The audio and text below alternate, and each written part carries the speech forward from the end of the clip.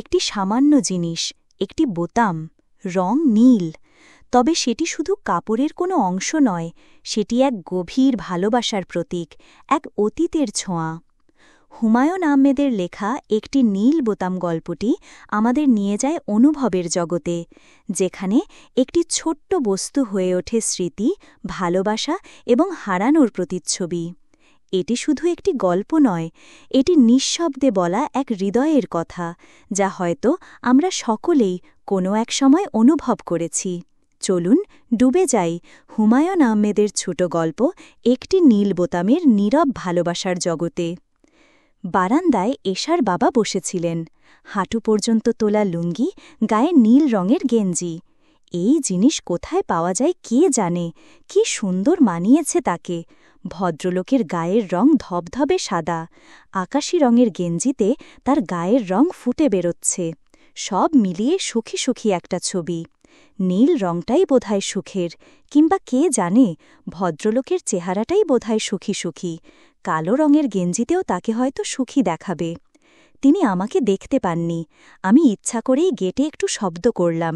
তিনি আমাকে দেখলেন, সুন্দর করে হাসলেন, ভরাট গলায় বললেন, আরে রঞ্জু, তুমি কি খবর, ভালো আছো? জি ভালো। গরম কিরকম পড়েছে বলো দেখি। খুব গরম, আমার তো ইচ্ছা করছে চৌবাচ্চায় গলা পর্যন্ত ডুবিয়ে বসে থাকি। তিনি তার পাশের চেয়ারে আমাকে বসতে ইঙ্গিত করলেন, হাসি হাসি মুখে বললেন, বসো, তোমার কাছ থেকে দেশের খবরাখবর কিছু শুনি। আমার কাছে কোনো খবরাখবর নেই চাচা। না থাকলে বানিয়ে বানিয়ে বলো, বর্তমানে চালু গুজব কি? আমি বসলুম তার পাশে। এশার বাবার সাথে কথা বলতে আমার ভালো লাগে। মাঝে মাঝে এ বাড়িতে এসে শুনি এশা নেই, মামার বাড়ি গেছে, রাতে ফিরবে না। তার মামার বাড়ি ধানমন্ডিতে, প্রায়ই সে সেখানে যায়। আমার খানিকটা মন খারাপ হয়, কিন্তু এশার বাবার সাথে কথা বললে আমার মন খারাপ ভাবটা কেটে যায়। এই যে এখন বসলুম তার পাশে, এখন যদি শুনি এশা বাসায় নেই, মামার বাড়ি গিয়েছে, আমার খারাপ লাগবে না। তারপর রঞ্জু, নতুন কোনো গুজবের কথা তাহলে জানো না? জি না। বলো কি তুমি, শহর ভর্তি গুজব, আমি তো ঘরে বসে কত কি শুনি। চা খাবে? জি না। খাও এক কাপ, তোমার সঙ্গে আমিও খাবো। তুমি আরাম করে বসো, আমি চায়ের কথা বলে আসি। আপনাকে বলতে হবে না, আমি বলে আসছি। এশা কি বাসায় নেই? আছে, বাসাতেই আছে। বলেই তিনি চায়ের কথা বলতে উঠে গেলেন। কি চমৎকার তার এই ভদ্রতা! আমি কে? কেউ না, অতি সামান্য একজন। একটা অ্যাড ফার্মে কাজ করি।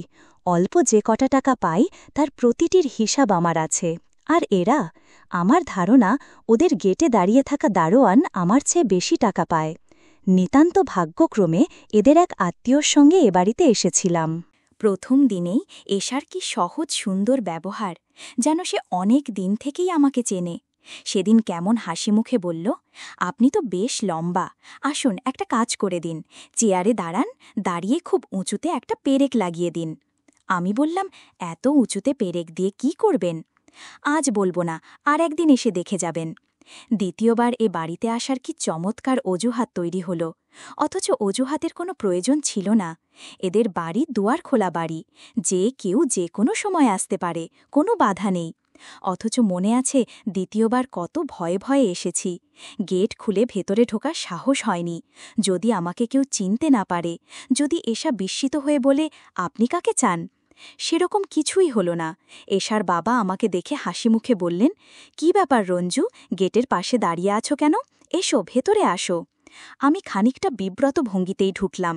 তিনি হাসি মুখে বললেন, দেশের খবরাখবর বলো, নতুন কি গুজব শুনলে?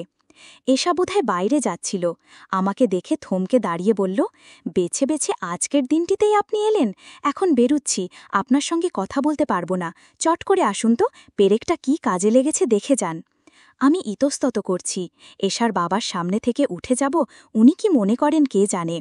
উনি কিছু মনে করলেন না, সুখী সুখী গলায় বললেন, যাও দেখে আসো, জিনিসটা ইন্টারেস্টিং। পেরেক থেকে হলুদ দড়ির মতো একটা জিনিস মেঝে পর্যন্ত নেমে এসেছে। এশা বাতি নিভিয়ে একটা সুইচ টিপতেই অদ্ভুত ব্যাপার হলো, হলুদ দড়ি আলোয় ঝিকমিক করতে লাগল। সেই আলো স্থির নয়, যেন গড়িয়ে গড়িয়ে নিচে নামছে, আলোর ঝর্ণা। অপূর্ব! কি অবাক হয়েছেন তো? হ্যাঁ, হয়েছি। এরকম অদ্ভুত জিনিস এর আগে কখনো দেখেছেন? জি না। আমার বড় বোন পাঠিয়েছেন, নেদারল্যান্ডস থাকেন যিনি, তিনি। এখন যান, বসে বসে বাবার গল্প শুনুন। বাবা কি আপনাকে তার কচ্ছপের গল্পটা বলেছে? জি না। তাহলে হয়তো আজ বলবে। বাবার গল্প বলার একটা প্যাটার্ন আছে, কোনটির পর কোন গল্প আসবে আমি সব জানি। এশা হাসল, কি সুন্দর হাসি। আমি দীর্ঘশ্বাস ফেললাম। না জানি কোন ভাগ্যবান পুরুষ এই মেয়েটিকে সারা জীবন তার পাশে পাবে। এশার বাবা সেদিন কচ্ছপের গল্প বললেন না, পরের বার যেদিন গেলাম সেদিন বললেন। কচ্ছপ কোথায় ডিম পাড়ে জানো তো রঞ্জু? ডাঙায়। সে নিজে থাকে কিন্তু পানিতে, চলাফেরা জীবনযাত্রা সবই পানিতে, অথচ তার মন পড়ে থাকে তার ডিমের কাছে, ডাঙায়। ঠিক না? জি ঠিক। বুড়ো বয়সে মানুষেরও এই অবস্থা হয়। সে বাস করে পৃথিবীতে কিন্তু মন পড়ে থাকে পরকালে। আমার হয়েছে এই দশা। এই পরিবারটির সঙ্গে পরিচয় হবার পর আমার বড় বড় ধরনের কিছু পরিবর্তন হলো। আগে বন্ধুদের সঙ্গে চায়ের দোকানে ঘণ্টার পর ঘণ্টা আড্ডা দিতে চমৎকার লাগত, এখন আর লাগে না। একসময় মেয়েদের নিয়ে কেউ কোনো কুৎসিত কথা বললে বেশ মজা পেতাম, এখন ভয়ঙ্কর রাগ লাগে। মনে হয় এই কুৎসিত কথাটি কোনো না কোনোভাবে আমাকে স্পর্শ করছে। যে ঝুপড়ি ঘরটায় থাকি সেই ঘরটা এখন আমার আর ভালো লাগে না, দম বন্ধ হয়ে আসে। নোনা ধরা বিশ্রী দেয়াল, একটি ছোট জানলা যা দিয়ে আলো বাতাস আসে না। রাতের বেলা শুধু মশা ঢোকে। চৈত্র মাসের গরমে অনেক রাত পর্যন্ত জেগে থাকি, নানা রকম কল্পনা মাথায় আসে। কল্পনায় আমার এই ঘর হয়ে যায় পদ্মা নদীর নৌকায় একটা ঘর। জানলা খুললেই নদী দেখা যায়, সেই নদীতে জ্যোৎস্না হয়েছে, চাঁদর আলো ভেঙে ভেঙে পড়ছে। ঘরের দরজায় টোকা পড়ে, আমি জানি কে টোকা দিচ্ছে, তবু কাঁপা গলায় বলি, কে? এশা বলে, কে আবার? আমি। এরকম চমৎকার রাতে আপনি ঘরটর বন্ধ করে বসে আছেন, পাগল নাকি? আসুন তো। কোথায় যাব? কোথায় আবার? নৌকার ছাদে বসে থাকব। আমরা নৌকার ছাদে গিয়ে বসি, মাঝি নৌকা ছেড়ে দেয়।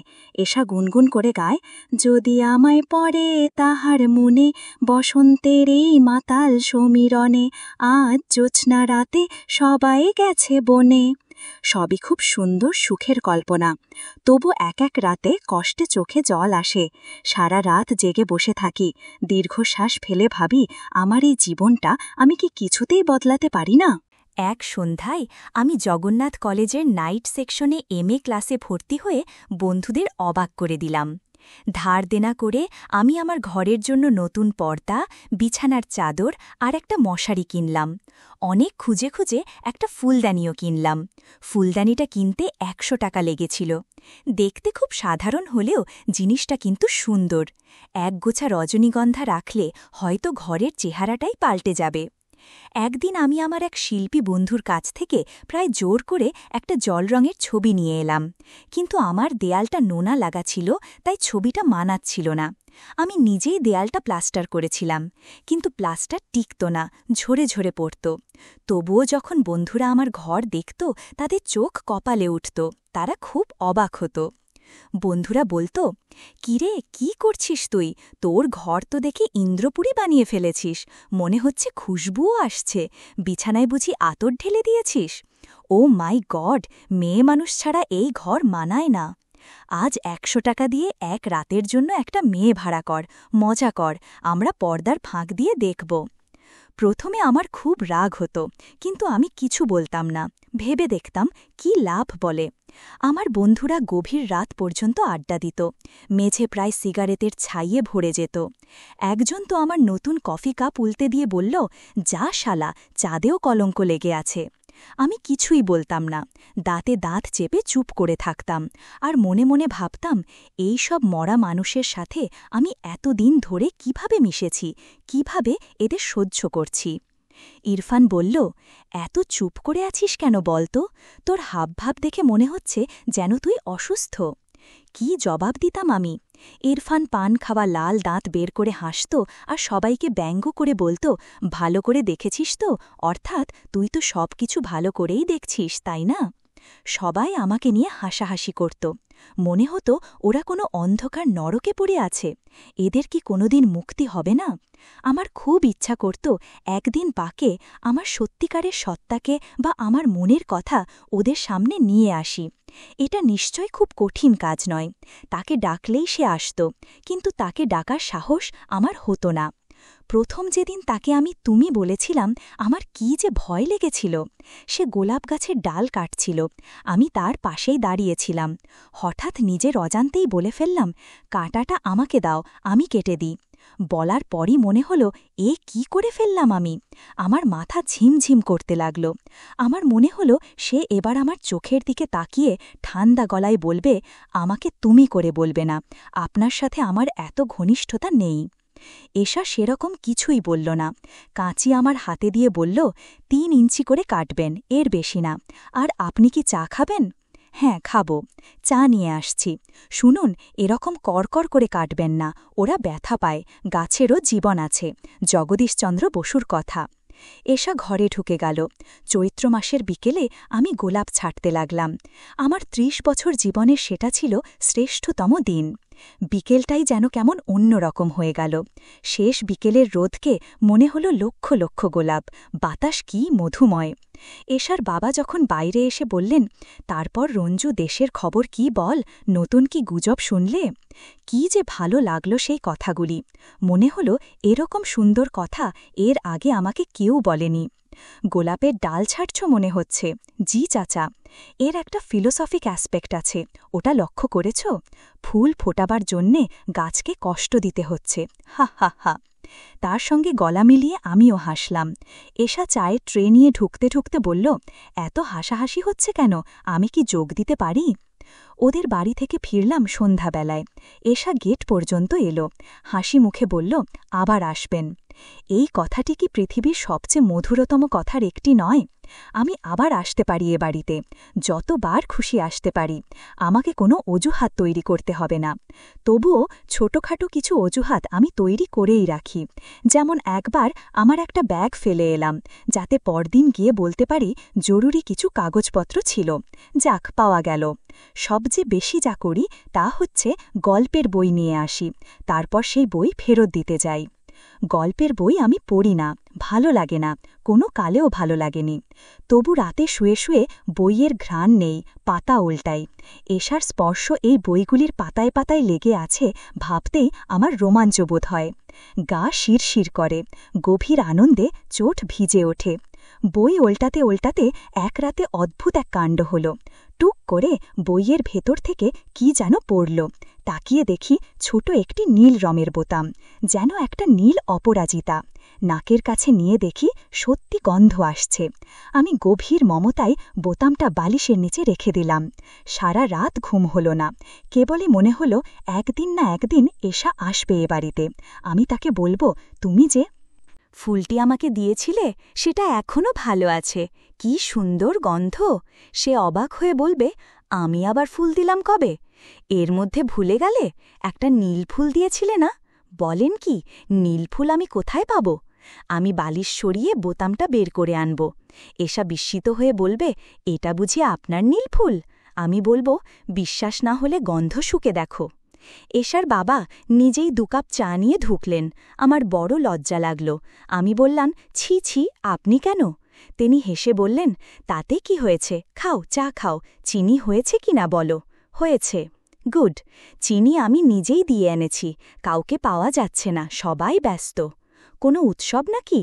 না, উৎসব কিছু না, মেইলই ব্যাপার। এশার বিয়ে ঠিক হলো, ওরা দিন পাকা করতে আসবে, রাত 8টায় আসবে। এখনও 3 ঘণ্টা দেরি, অথচ ভাব দেখে মনে হচ্ছে। আমি নিঃশব্দে চায়ে চুমুক দিতে লাগলাম। এশার বাবা বললেন, ব্যারিস্টার ইমতিয়াজ সাহেবকে চেনো? তুমি চিনবে নিশ্চয়ই, ইমতিয়াজ চৌধুরী, জিয়ার আমলে হেলথ মিনিস্টার ছিলেন। ছেলেটা খুব ভালো পেয়েছি, জার্মানি থেকে পিএইচডি করেছে, কেমিক্যাল ইঞ্জিনিয়ারিংয়ে। এখন দেশে কী সব ইন্ডাস্ট্রি দিবে, রং তৈরি করবে, আমি ঠিক বুঝিও না। চা শেষ করবার পরও আমি খানিকক্ষণ বসে রইলাম। খাবার আগে এশা বেরিয়ে এলো। কি চমৎকার করেই না আজ তাকে সাজিয়েছে, তাকিয়ে থাকতে কষ্ট হয়। এশা হাসিমুখে বলল, বেছে বেছে আপনি ঝামেলার দিনগুলিতে আসেন কেন বলুন তো? আমি ফিরে যাচ্ছি আমার ঝুপড়ি ঘরে। অন্য সব রাতের মতো আজ রাতেও হয়তো ঘুম হবে না। বালিশের নিচ থেকে নীল বোতাম বের করে আজও নিশ্চয়ই দেখব।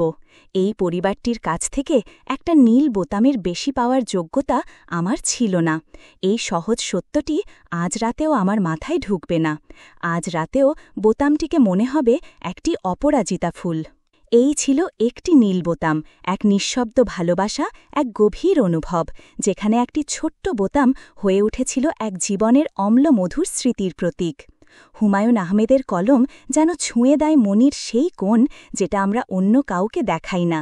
স্মৃতি যেখানে বেদনার মতো মিষ্টি, আর প্রেম হয়তো কখনো শেষ হয় না, শুধু রয়ে যায় একটি ছোট্ট বোতামের মতো ছোট্ট কিছুতে। ভিডিওটি ভালো লেগে থাকলে লাইক করুন, কমেন্টে জানান গল্পটা আপনার মনে কেমন দাগ কেটেছে, আর এমন আরও গল্প পেতে সাবস্ক্রাইব করে রাখুন আমাদের চ্যানেল। ভালোবাসা হোক গল্পে, অনুভবে, নীল বোতামের মতো নীরব।